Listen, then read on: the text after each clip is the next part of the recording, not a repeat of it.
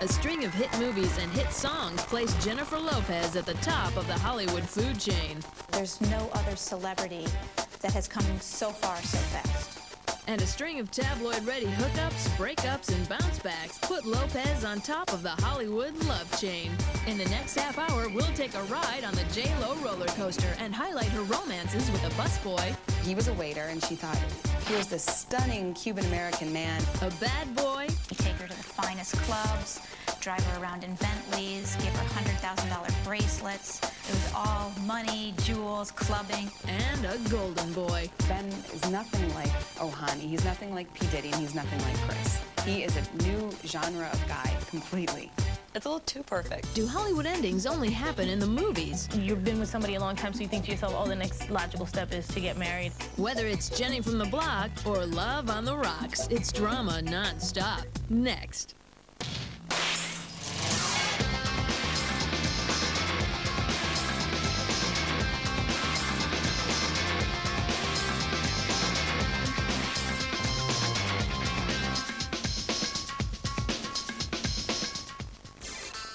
Jennifer Lopez is a Hollywood triple threat. She acts, she sings, she dances, and she does all three with style. Not to mention, Lopez is engaged to one of Hollywood's sexiest leading men.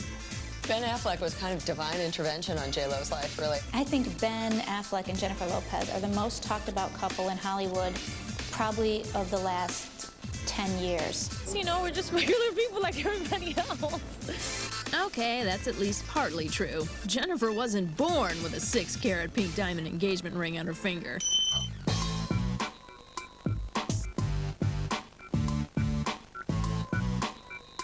Jennifer Lopez is the quintessential rags to riches American dream story. You know, girl from the Bronx. You couldn't script it any better. Her father came from humble beginnings. He was an immigrant. And there was really nothing to set them apart from the other families on their block. And Jennifer worked hard. She took the train into New York every day. She took dance lessons. She headed off to LA on her own as soon as she graduated high school. By 1990, Lopez was a fly girl on the sketch comedy hit In Living Color. That led to roles in movies like Money Train in 1995. Jennifer's next feature, Blood and Wine, took her to Florida, where she was promptly bit by the love bug.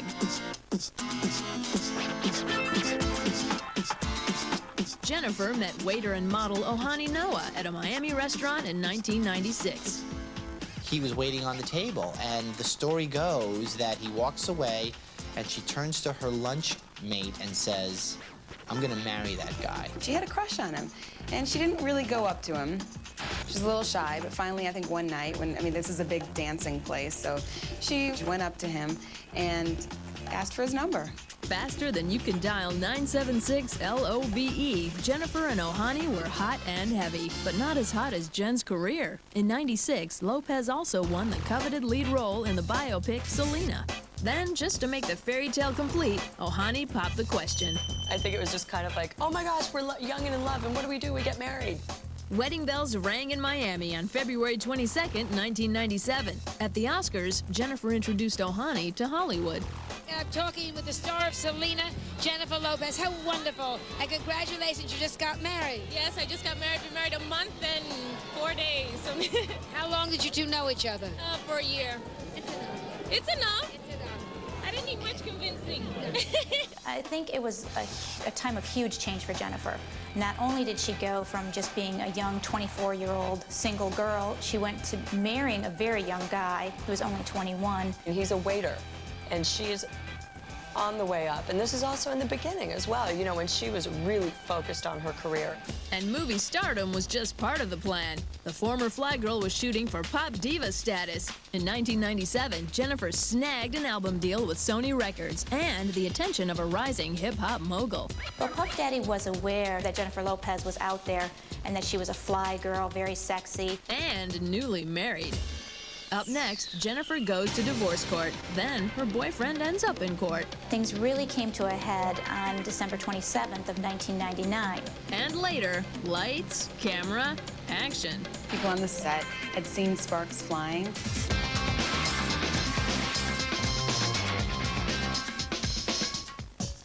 By By 1997, Jennifer Lopez danced her way from fly girl to film star. She made her first million playing the title role in Selena. She also had her eye on pop stardom. The icing on the cake? Jennifer was a newlywed. What more could a girl ask for? I think getting married was a big highlight. It's been great. But the honeymoon didn't last long for this working girl.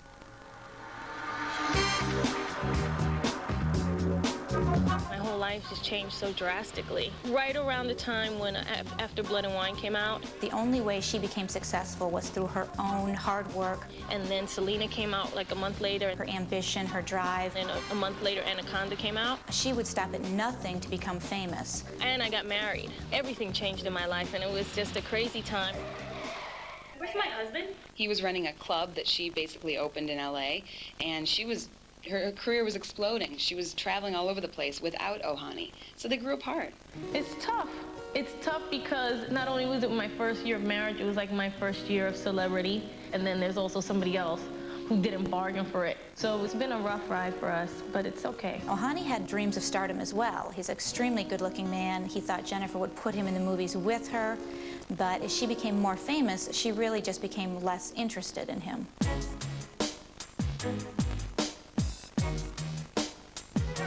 As if managing movies and marriage wasn't enough, there was Jennifer's music career to consider. In 1997, Jennifer and Ohani were living in Los Angeles, but landing her record deal with Sony meant heading back to her hometown to record Jennifer's debut release.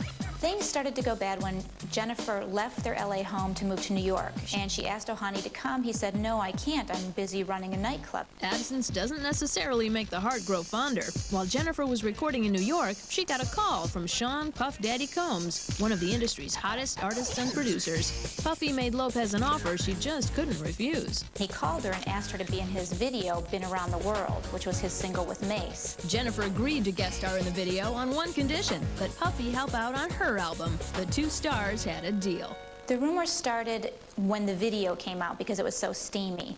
Jennifer and Puffy said no romance was brewing, but when tabloid photos of the two started popping up, Lopez had some explaining to do. Rumors really started surfacing about J-Lo and Puffy being romantically involved in 1998. They denied it. There was no denying that Lopez's marriage was in trouble. After just 13 months, Jennifer and Ohani called it quits. Their divorce was finalized in March of 1998. I think it was Jennifer's focus on her career that led her marriage to fail, but it was also, you know, they're two completely different people in two completely different worlds. And I think physical attraction only goes so far. Her first marriage ended in a puff of smoke, but Jennifer's love life was just heating up. It's hot. It's off the hook.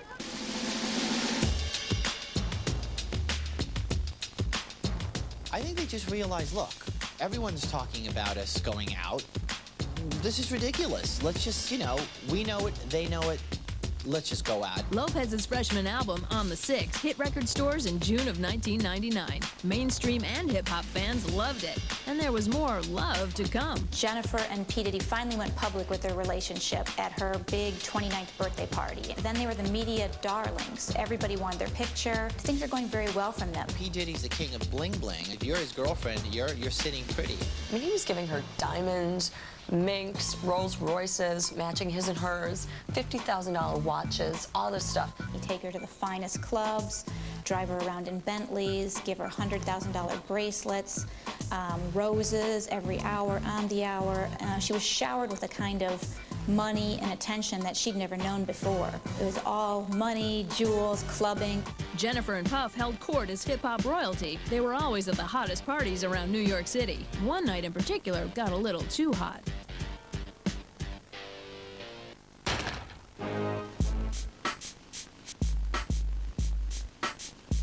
Things really came to a head on December 27th of 1999. They were out celebrating at Club New York. Jennifer Lopez was here, Puffy Combs was here. Yeah, it was a great party. A man came up to P. Diddy and threw a bunch of bills in his face. And all of a sudden, one of his people in his entourage whips out a gun and shoots. Shots were fired. I understand some people were injured. I know that night for Jennifer Lopez was probably the worst night of her life. According to a police report, Puffy and Jennifer were detained for questioning. Jennifer was never charged. Puffy wasn't so lucky. He was later slapped with 3 weapons possession charges and a bribery charge. The rap mogul vehemently proclaimed his innocence. I want to say to you all face to face, I had nothing to do with a shooting that night in the nightclub. Absolutely nothing to do with the shooting that night in the nightclub, nor did Jennifer. We went there together by ourselves to have a good time in a limousine. And yes, she is doing well. Until she threw the book at their red-hot romance. Up next, the trials of love. She wants to be supportive, but their relationship was already on the rocks. Then a new man dances into J-Lo's arms. When she took him as her guest at the Oscars, that everybody said, wow, they're a couple.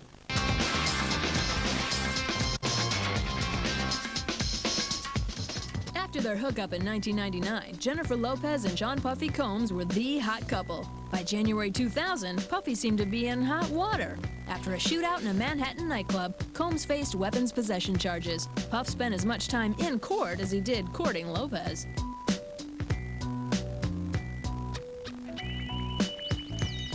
The publicity that he was getting was terrible. A lot of people in her position would have disassociated themselves right away, but she hung in there and she took a lot of hits for that. Well, as far as the relationship goes, the minute the shooting went off, her relationship with P. Diddy was officially over. She was still supporting him in the press. Jennifer Lopez played the good role of, the good girlfriend. She went to trial. She was very supportive. She came out with statements. We are still together, all this stuff. If anybody wanted proof, they got it in February when Puffy and J-Lo stepped out to the 2000 Grammys. Suddenly, all interest was off Puff Daddy's pending trial and on Jennifer's barely there green Versace dress. As Combs' trial loomed, Lopez's career zoomed. In 2000, Jennifer starred in the sci-fi hit The Cell and was working on her second album, J-Lo. For her first video, Love Don't Cost a Thing, Lopez hired a crew of dancers. She became fast friends with one in particular, Chris Judd. They just sort of continued a friendship. He eventually went to the MTV Music Awards in Europe as one of her dancers. He was the complete opposite of P. Diddy. He gave her his full attention. The people I've spoken to who were friends with him all the way through his life, it's just a really solid, lovely guy. So where's Puffy? Come in there? No, not tonight. Oh, darn. Puffy? Chris? Chris? Puffy? There may have been question marks around Jennifer's love life, but her career trajectory was undeniable. January 2001, Jennifer was pretty busy with or without a new man in her life.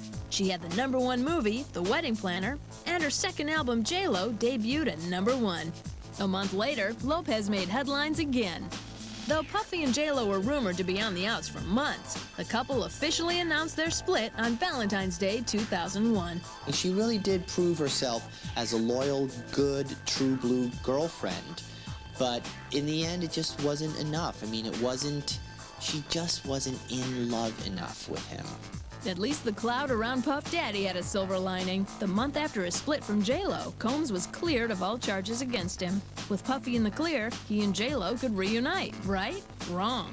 In July 2003, in an exclusive interview with Vibe magazine, J-Lo said the criminal trial was the least of her problems with Puffy. Jennifer admitted that the reason that her and Puff broke up was because she believed that he cheated on her. Even though she doesn't have any proof, it was just something that she just felt, she would kind of try to catch him, try to do all these things to sort of figure it out, but she never, she said that she couldn't say for sure, but she just felt that was the case. No time for a pity party. J-Lo was too busy promoting her second album and keeping her budding romance with Chris Judd a secret.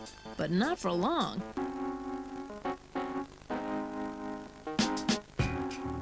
This really good-looking guy who's sweet, has a heart of gold, and whammo, she's in love. Jennifer brought her new man to the 2001 Academy Awards.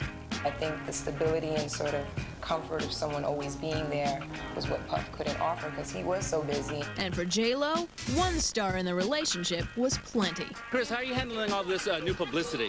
I'm handling all right. It's good. It's fun. There's nothing to do but handle it, right? Yeah, absolutely. She's the obvious star, which is why she got into this business to begin with. So here she had someone who was willing to come along for the ride. By June 2001, Chris even put his foot on the gas. About 3 months after they officially split, J-Lo and P. Diddy, Chris Judd proposed to J-Lo at a Los Angeles barbecue. That's private life.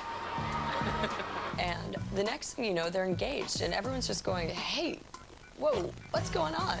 You know, why so fast? What the heck are you doing? The diva and the dancer were married in Calabasas, California on September 29, 2001. It was very romantic. Magical. It was. It was definitely beautiful. So we gotta ask, how's married life? It's good. Yeah. Very good. I'm very happy. Jennifer and Chris were seen everywhere together. By day, Chris would choreograph her music videos. By night, he was on Lopez's arm at VIP events. In 2001, J-Lo launched a multi-million-dollar clothing line, and the movies just kept coming. But Wedded Bliss was about to go bust.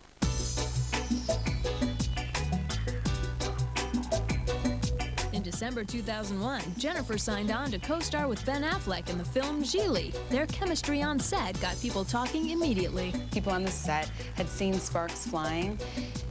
But even when that news was reported to the mainstream media, no one really believed it. They had love scenes, they spent all their time together, they formed a close friendship. There were rumors, you know, but there were rumors about anybody. I mean, any two hot people who were in the same room, in the same movie, on the same set, people are going to talk about it. The two denied there was any hanky-panky on the set of Gigli, but it was clear Jen and Ben were becoming very close friends. Up next, Chris had the moves, but could he keep Jennifer on the dance floor? While she loved him as a person, she wasn't in love with him enough. And J-Lo meets her match. The reasons that they're in love are really hard to say.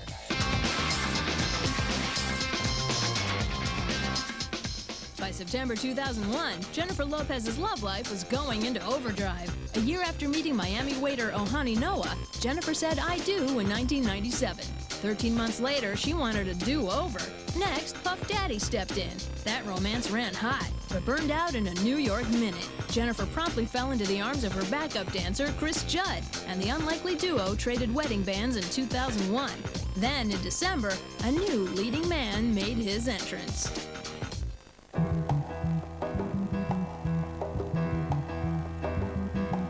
Lopez was paired up with Ben Affleck for the romantic comedy Gigli. The two superstars established an undeniable bond. Then, when production ended, Affleck made a bold statement. They finished wrapping the movie, and he takes out an ad. It was actually so mushy. And he's probably so embarrassed by it, looking back. But, essentially saying what a goddess you are. I mean, it was really over the top. It was like, I loved working with you. I can't wait to work with you again.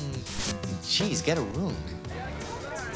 Then, in April 2002, Jennifer opened her flashy restaurant, Madres, in Pasadena, California.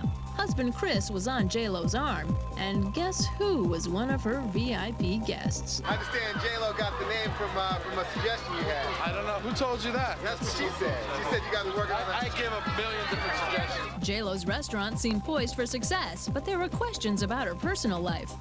Jennifer appeared on Oprah in May 2002, gushing about married life. Well, just the fact that Chris and J-Lo were not equals on the professional level or the creative level or anything else, but she eventually just fell out of love with him. Jennifer filed for divorce in July 2002, claiming irreconcilable differences. I think that Chris was ready to walk away. Chris is a very mellow, good-natured guy. Details of the divorce were not made public. The result? More rumors. Some people say that he signed a prenup and that he walked away with basically nothing. Other people are putting the figure as high as $15 million.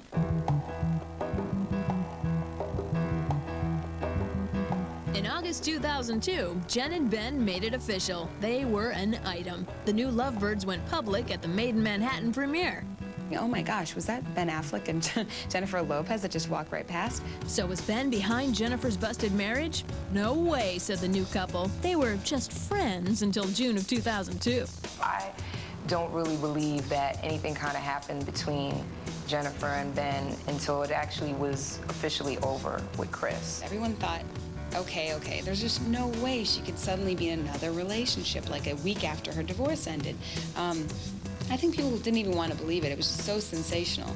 Never mind how it happened. Ben and Jen became the instant it couple in Hollywood. Tabloids snapped photos of the two sneaking smooches and hanging out at the gym. At first, it seemed like another quick-burning Hollywood romance. But in November 2002, Ben popped the $1 million question. Or better yet, the $1.5 million question. Ben gave J-Lo a $1.5 million pink engagement ring. Pink is her color, as everybody knows. Then in May 2003, the couple bought a cozy little love nest. Little being a relative term. A mansion in Savannah, Georgia. They're calling it the New Terra. It's very beautiful. It has a chapel on the property. And to get to the island, you have to take a boat or a helicopter. So people can't just walk over and stare at their house. So that's going to be a possible wedding location or a place for them to raise their children. A simple girl from the Bronx, it's like, hello. Like the saying goes, if at first you don't succeed. For Jennifer Lopez, maybe her third try at marriage will be the charm. Well, I thought Drew Barrymore and Tom Green were going to stay together forever. So my odds making is really poor. They've stayed together long enough, and they've bought enough things together, and they've kind of created this life together. How long they'll last, I don't know, you know? It could last forever, it could last 2 months. It all depends on how they deal with the reality.